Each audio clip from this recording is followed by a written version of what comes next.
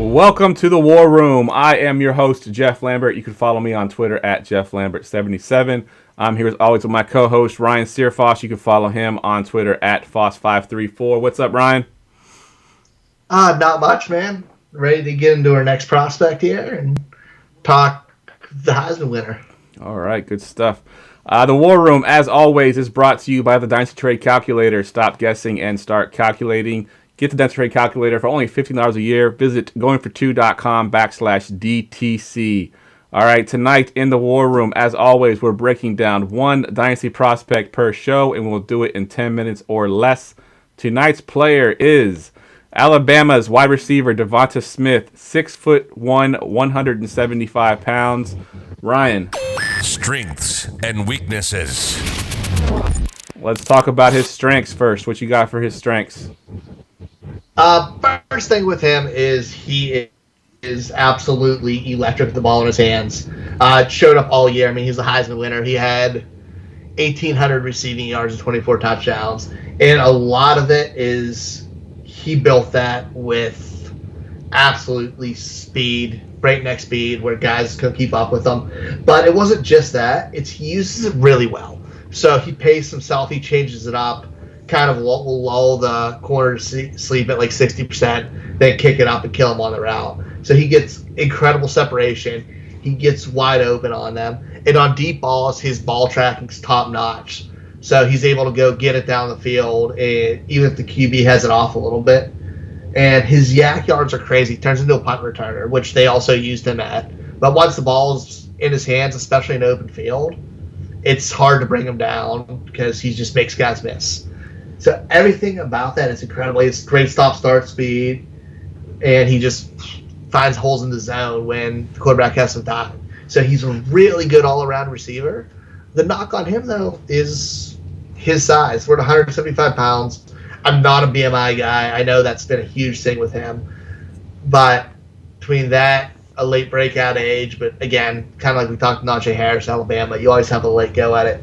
But that skill set, which he has in the with the NFL, where we see this kind of explosion, is awesome. But when it comes to fantasy-wise, it can be detrimental because you have to be in the right situation.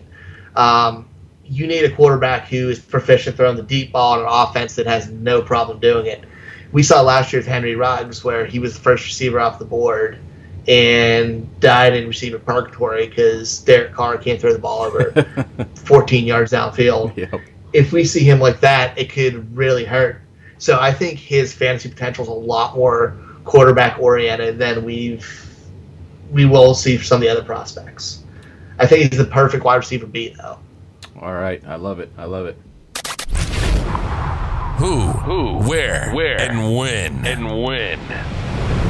All right, it's who, where, and when. So who are you comping him to? Where do you see him going the best fit? And when do you want to draft him in Dynasty? We're going to skip to where first because you kind of mentioned he's kind of quarterback dependent or team dependent. Let's talk about where. Where would you want to see him land? Where would be a good spot for fantasy? I want to see him land somewhere with a quarterback who's willing to take shots downfield, has a really good arm, and isn't afraid to use it.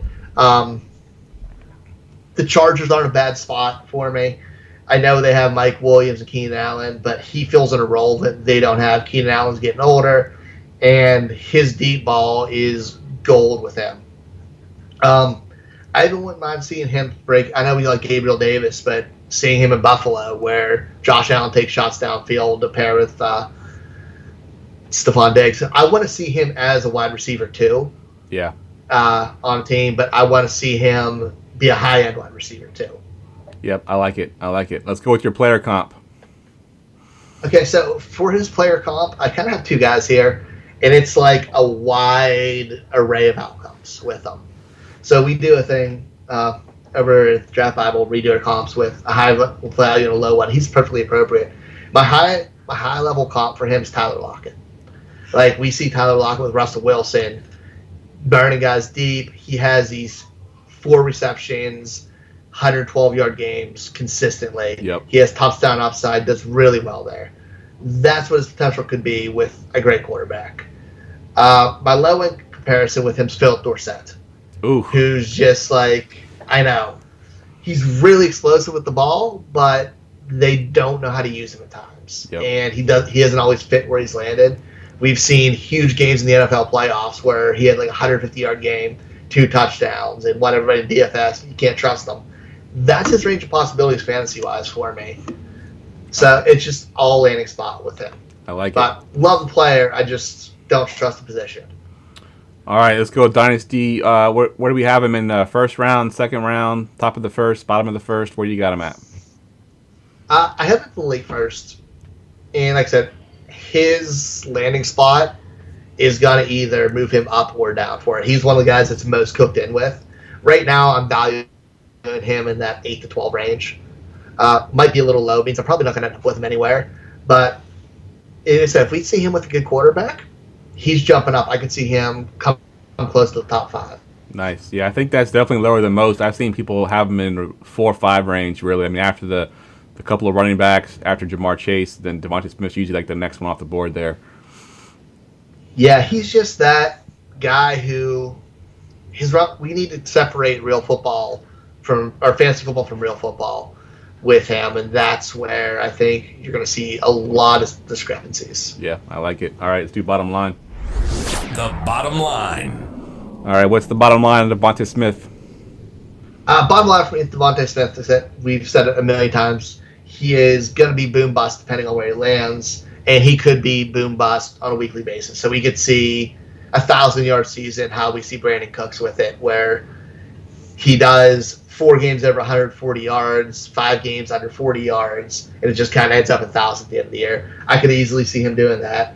I think he has low-end wide receiver 1 potential, and I also see him being one of those guys you always want to pair in fantasy with a more consistent player who has PPR value.